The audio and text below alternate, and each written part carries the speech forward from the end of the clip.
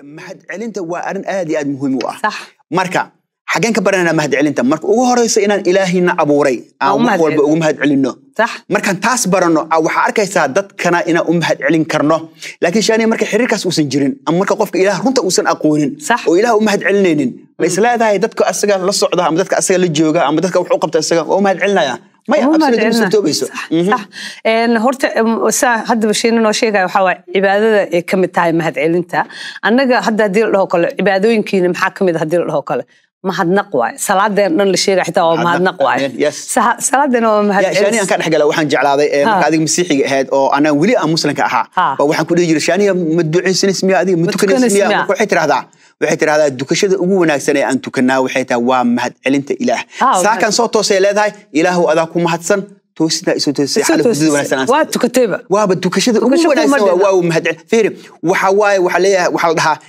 محل هذا قرشة إله أجرنس إنه نوش هذا الجو له مهد سند مركات هذا وحكم مهد علي سي وحيابي أوكو قبطه نبا وحيابها أوكو سمية نبا إن أدفانتج حتى على صيهر مرناي وحيابها أوكو قبندون حتى إن كسي مهد علي سي وحكستبه وحلا مهد نقوي ديستابل حتى إله مركان بعد سنين وحن كم مهد علنا وحنو سمية نن هذا الشيء إنه شيء جاي وحن كم نقلنا وحنا نبى عن كبقينه iyo maaragtay waxaan u baahanay in waa weydiisana laakiin waxa dhan waxa waa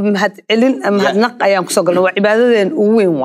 waa inaan mahadnaqnaa fiiri xitaa Soomaalida bini'aadanka maaragtay Soomaalida mahadsanid وينو يرتاح والدك عنده كوكينا مهتسن إن هذا دهنا على جواب إنك ناكتي ساعة عنده وكرس مهتسن إنه مهدنق قونين على جواب وده ماذا يروح يسوق على الصومالي هرتوح ودر أنا كيابنا أنا كيابنا حتى هاي يروح على سوق عليه إله يجي سوق هذا اللي مهتسن لما هاي الدولة دي عرت سينيسي بيليسي المو كل ناس عمات سيسي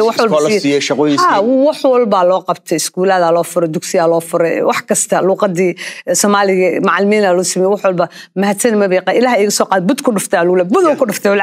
يا لكن شاني تسمى موجود لا بد ما حاول نفتع وأنا بحتفير واحد نما غير كم هذا قفك هدوس بني آدك هد علين كرين إلى أن هد علي وجاده هديك الوا بين على فير دتكي آخرين إذا كده حيان dadkii asli joogteen oo wax isla qaybsanaysan hadaad u mahad celinayna wax wanaag ay ku qabteen saa ilaahan adiga aadan arkeenin ugu mahad celinaysaa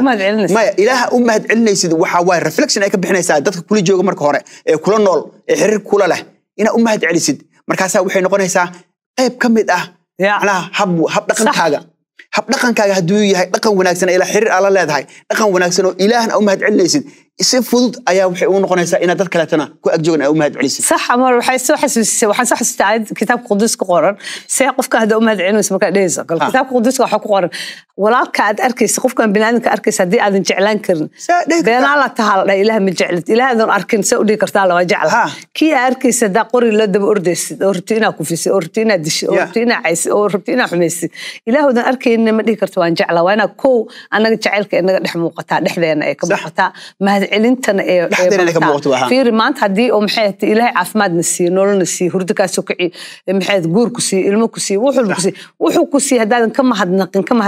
mahadnaqin de waxa noqonaysaa qof maaragtay aan maxay ahayd caasi ah amal tahay oo aan arkayno nimcooyinka ilaahay u qabto